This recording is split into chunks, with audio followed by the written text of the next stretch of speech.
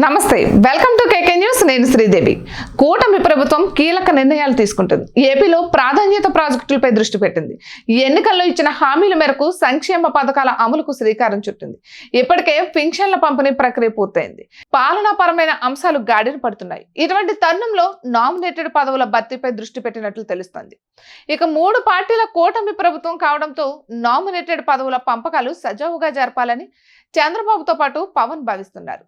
తమ పార్టీ నుంచి ఆశిస్తున్న పదవులపై పవన్ కళ్యాణ్ కీలక ప్రతిపాదనలు చేసినట్లు తెలుస్తుంది.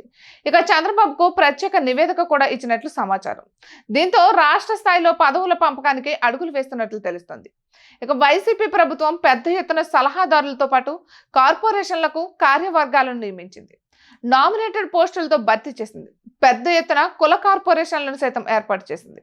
కానీ కూటమి ప్రభుత్వం అధికారంలోకి వచ్చిన తర్వాత కేవలం అధికార యంత్రాంగంలో నియామకాలు మాత్రమే పూర్తి చేసింది.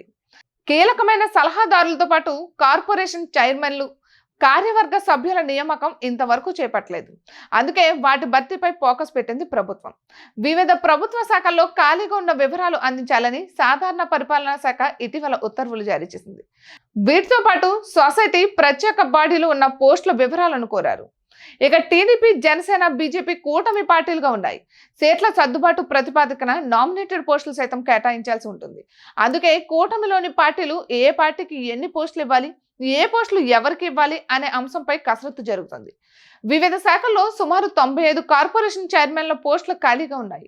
వీటిలో 25 చైర్మన్ పోస్టులు జనసేన కోరినట్లు తెలుస్తుంది.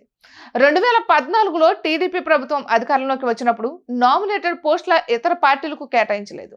అప్పట్లో జనసేన ప్రత్యేక ఎన్నికల్లో పోటీ చేయకపోవడంతో ఆ ప్రస్తావన లేకుండా పోయింది. కానీ ఈసారి ఆ పరిస్థితి లేదు. 3 పార్టీలకు నామినేటెడ్ పోస్టులు కేటాయించాల్సి ఉంటుంది. తెలుగుదేశం పార్టీలో ఆశావాహుల సంఖ్య అధికంగా ఉంది. పొత్తులో భాగంగా ఆ పార్టీ 31 చోట్ల సీట్లను వదులుకుంది. మరో 8 పార్లమెంట్ స్థానాలు సైతం ఆ పార్టీ అభ్యర్థులు వెనక్కి తగ్గక తప్పలేదు. ఇక వివిధ సమీకరణలో భాగంగా చాలా మంది నేతలకు టికెట్లు దక్కలేదు. వారందరికీ నామినేటెడ్ పోస్టుల భర్తీ చేయాల్సి ఉంటుంది. మరో 3 ఏళ్ల వరకు ఎమ్మెల్సీ పోస్టులు కూడా ఖాళీ అయ్యే అవకాశం లేదు. అందుకే నామినేటెడ్ పోస్టుల భర్తీ కొత్త ప్రభుత్వానికి కత్తి మీద సాములా తయారైంది. ఇక 2 పార్టీలకు సర్దుబాటు చేయాలి. టీడీపీ నాయకులకు న్యాయం చేయాలి. అందుకే పవన్ తో కలిసి చాలా జాగ్రత్తగా కసరత్తు చేస్తున్నారు చంద్రబాబు. 1-2 రోజుల్లో నామినేటెడ్ పోస్టుల భర్తీ ప్రక్రియ కొలిక్కి రానున్నట్లు తెలుస్తోంది. ఇక ఇటువంటి మరెన్నో వీడియోస్ కోసం కేకే న్యూస్ తెలుగు ఛానల్ ని సబ్స్క్రైబ్ చేసుకోండి.